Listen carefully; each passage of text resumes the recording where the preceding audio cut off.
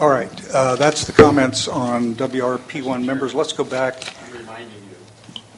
You told me to remind you. Oh, I'm sorry, you're right, Mr. Zlotnick. My apologies. Okay. My apologies. No need to apologize.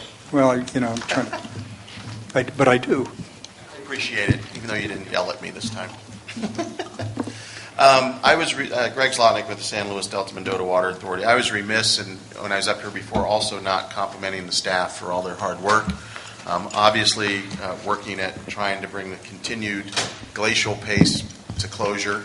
Glacial because all of us out here, not because of you or the staff, of course.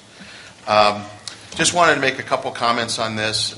Some of the issues have been alluded to by Mr. Stevens.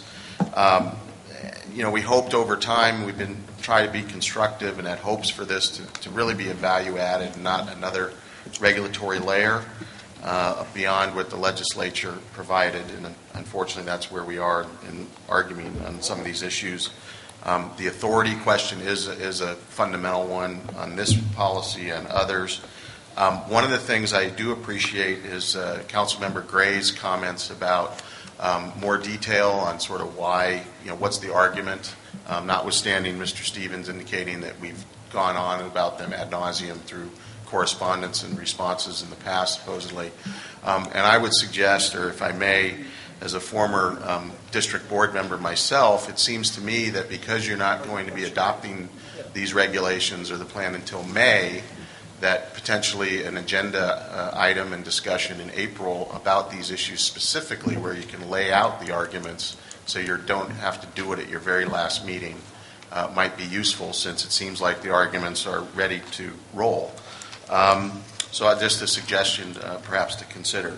On this specific issue, this policy, in the last commenter, I would also say on this issue of the baseline, I think it is an important issue.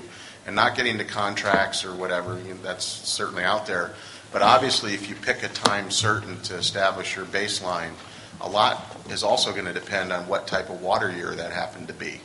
If you're basing it on a dry year that just happened to happen, your water use is going to be way down, and it's going to be down because of the hydrology, not because of the normal way of doing business. So just something to consider as you try to refine this, that maybe the water year type needs to get incorporated somehow.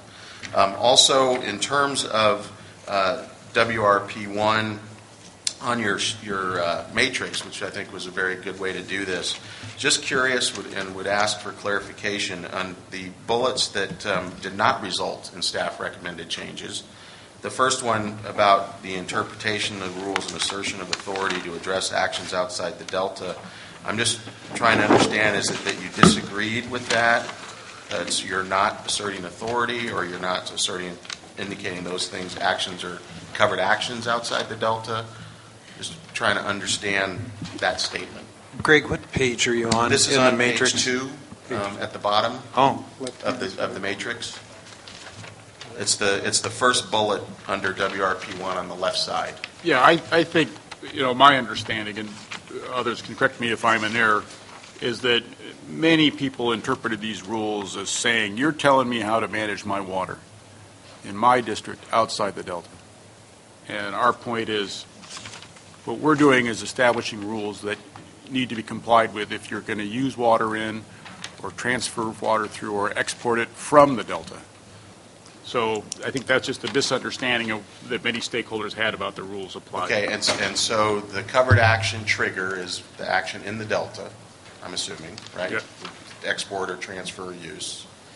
And then the sort of looking outside the Delta at the water agencies is your effort to essentially enforce or ensure the reduced reliance policy of the state is followed by actors in the Delta. And it's not just the reduced reliance policy. If you look through the Delta Reform Act, right. as well as our regulations, I think we're clear to spell out the fact that the Delta Reform Act is broad in a couple of instances where it talks about, I think even including as one of the inherent objectives, in terms of getting statewide water long-term promoting conservation and absolutely. Like okay, fair enough. I'm just confirming. Well, no, but I think that's an important point to put on the record. So when people come up here and say that WRP1 does not take the 85021 language verbatim, or the two sentences in 85021 shouldn't be harmonized the way that you're harmonizing them. Fair points, but the fundamental point is, if you look at the Delta Reform Act, it talks about long-term statewide water supply reliability based on conservation, water use efficiency, as well as promoting alternative new conveyance, storage, a whole panoply Right. of things. Obviously, reduced reliance is one way to ultimately get us to the co-equal goal, Right. but it's one. Right, correct, and I don't argue that, Okay. and the issue of the other aspects. However, you have a regulation here, and this regulation that I've heard today has exempted upstream users because there are no covered actions upstream. It's exempted in-delta users because there's no water supplier in the delta. It's exempted East Bay Mud and San Francisco because they're transferring their water across the delta and not out of the delta.